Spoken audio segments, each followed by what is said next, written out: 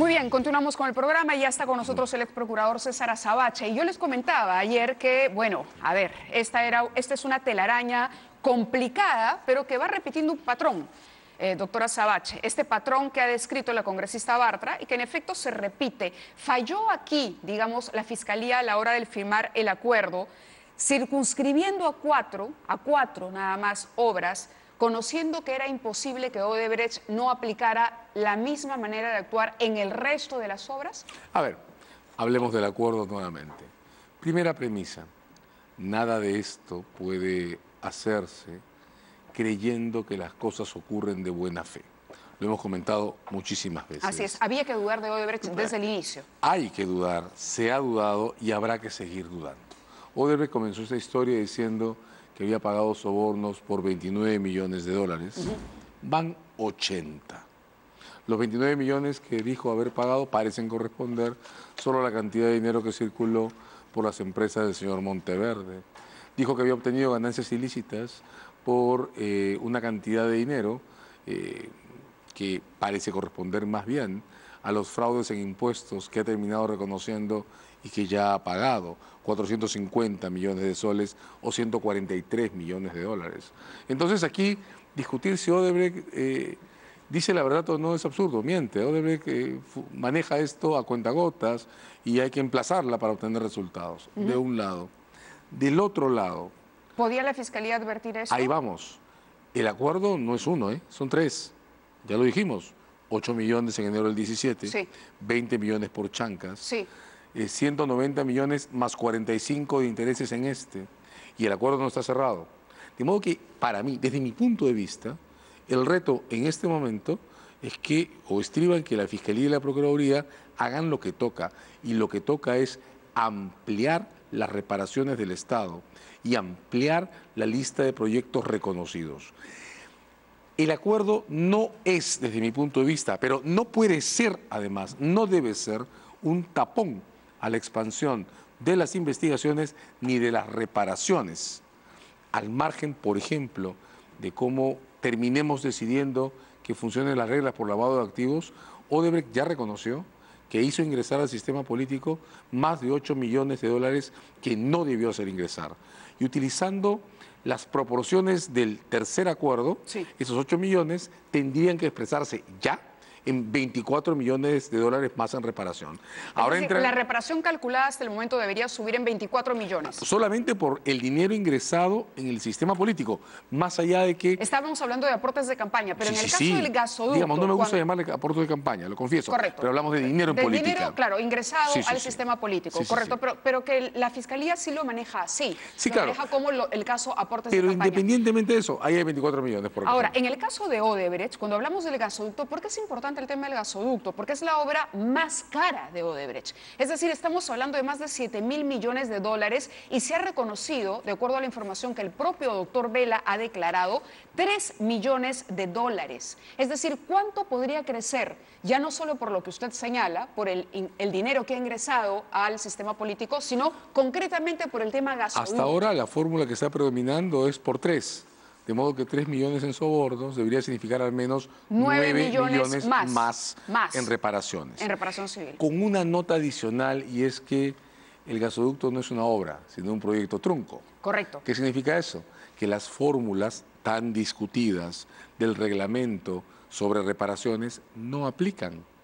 Las fórmulas están construidas sobre la base de proyectos en marcha y márgenes de utilidad, que en este caso no existen. De modo que la reparación por el caso de gasoducto es libre.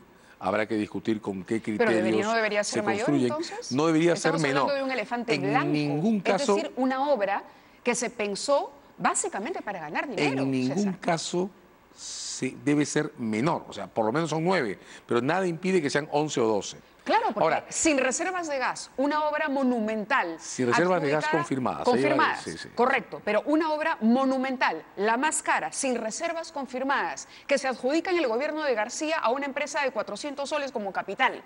Ahí también, cuidado, digamos. Yo creo que la revelación de sobornos en el caso del gasoducto es muy seria y en efecto debe producir una investigación muy profunda, pero hay que tener cuidado con caer en tópicos que no son correctos. Primero, Kuntur. Las empresas para este tipo de proyectos se constituyen después del contrato y con ocasión del contrato. Y su valor económico no se mide por el capital social, se mide por los compromisos de inversión que llevan en sus carteras financieras. Esto no niega, que está claro, lo ha dicho la Fiscalía. Pero la Fiscalía en el informe dice que hubo favorecimiento para exacto, que es otra cosa. Y que eso es lo que hay que discutir. tenía ya detrás al monstruo de Odebrecht. Ya lo tenía detrás. Eso es lo que hay que discutir. A lo que voy es que hay que tener cuidado con caer en lugares comunes confusos. La Fiscalía sostiene que en realidad la operación Kuntur, Gasoducto del Sur, es una sola. Eso lo que significa es que para la Fiscalía eso ha estado preordenado desde el día 1. Así es, desde el día 1. Por eso hablaba de la responsabilidad del segundo gobierno de García. Y que lo único que ha hecho la transferencia es reposicionar a los sujetos de un compromiso previo, que entonces es redefinido. Y la Fiscalía está usando esa teoría para sostener que entonces el segundo concurso, del que dice la Fiscalía se bloqueó un concursante, era en realidad una simulación y que ese otro concursante tenía oportunidad cero de entrar. Esto puede ser cierto o no. El caso funciona igual, ¿eh? El caso funciona igual. Quiero dejar eso en claro. El caso del Gasoducto del Sur y todos los casos sobre contratos no se convierten en gravísimos y evidentes en términos penales porque los papeles sean extraños. Se convierten en gravísimos y verdaderamente corruptos en el momento en que se descubre que ha habido pagos de sobornos. Esto tenemos que terminar de entenderlo como sociedad. El factor radical para identificar un caso de corrupción no está en nuestra lectura o crítica sobre las condiciones en las que se mueven los papeles, está en el hallazgo de sobornos. Y lo fuerte en esta parte de la historia es que estamos descubriendo que, como parece, también en Gasoducto del Sur hay sobornos. ¿Qué espero entonces y qué falta? Una reacción más rápida y más fuerte de la Fiscalía y de la Procuraduría. Temo que a la intensidad del hallazgo las reacciones no están siendo suficientemente claras y no están acelerándose. Última pregunta. En la investigación del equipo especial se señala que el Comité de Proseguridad, estamos hablando ya del año 2014, de seguridad energética, esto que se impulsó en el gobierno de Humala, a cargo del proceso de licitación, habría descalificado indebidamente el consorcio competidor valiéndose de informes jurídicos de los estudios de abogados Echecopar y del Mar Ugarte, ambos vinculados también al consorcio integrado por Odebrecht y Enagás. Aquí lo que se describe es una puerta giratoria, que los estudios de abogados habrían sido asesores por un lado y también habrían intervenido en la descalificación de los competidores de sus propios clientes. ¿Cuál es la responsabilidad ahí? La construcción que has usado es correcta. Lo que la Fiscalía dice es que Proinversión eligió y no debió elegir estudios que tenían relaciones vinculantes y documentadas. ¿Cuál es el delito que habrían cometido estos estudios o los Si esto es abogados? cierto, lo que hay que discutir es un caso de complicidad. Eso va a depender... ¿Pero complicidad en qué? Complicidad en el fraude, en lo que parece ser un fraude, porque lo que la Fiscalía denuncia... la tipificación legal, ¿cuál es? Eso se llama colusión. Colusión. La colusión es un caso de fraude en contratos públicos. El fraude en contratos públicos supone haber creado la puesta en escena de un concurso donde a nadie le importaba que en realidad haya un concurso. La evidencia fuerte, extraña, ruda, además en este caso, está en una escena en la que el consorcio que venía con una modificación en su conformación, recibe una notificación para explicar cuál era su verdadera situación y de inmediato cancelan esa notificación. Eso es rudo.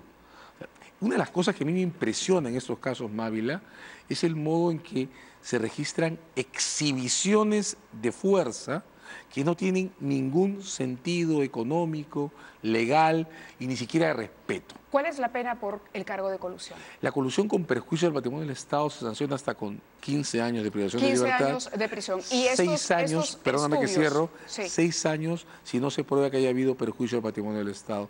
Y estos estudios, si la Fiscalía, son dos, ¿verdad? Sí. El de Mar Ugarte y el Echecopar. Tengo que decir que con el Echecopar además mi firma tiene una relación antigua. El Echecopar es una firma muy importante en Lima, tengo que decirlo. Sí. Esos estudios, según la Fiscalía, habrían contribuido con esto. Yo espero que no sea cierto, pero los cargos son muy serios y hay que investigarlos y llevarlos hasta sus últimas condiciones. Y también esto los colocaría en la posición de ser solidarios en el tema de la reparación. los expone evidentemente a cargos por responsabilidad De civil. acuerdo, le agradezco muchísimo, ex procurador, que haya estado con nosotros. Me había esta noche. encantado. Muy bien, vamos a ir a la pausa y vamos a regresar con un invitado que habíamos anunciado también en la promoción, porque viene el doctor Jesús Fernández Alarcón, fiscal supremo del equipo especial del caso Cuellos Blancos del Puerto. El día sábado sorprendió a la Fiscalía con la creación, ustedes recuerdan, el trabajo esforzado de Sandra Castro y de Rocío Sánchez, las fiscales que tuvieron a cargo justamente la interceptación y el descubrimiento de esta mafia enquistada en el sistema de justicia del Callao, con extensión también al Ministerio Público y al Poder Judicial en Lima. Las dos fiscales van a trabajar ahora y van a tener como coordinador a este fiscal supremo que ha recibido una serie de cuestionamientos porque incluso se asegura que él habría sido una persona muy cercana a Chávarri, que había sido nombrado fiscal supremo por el propio Pedro Chávarri y que por lo tanto se le habría colocado en este cargo para neutralizar el trabajo de Castro y Sánchez. Le preguntaremos al doctor Fernández personalmente qué es lo que tiene que decir respecto a esto en unos segundos. Gracias.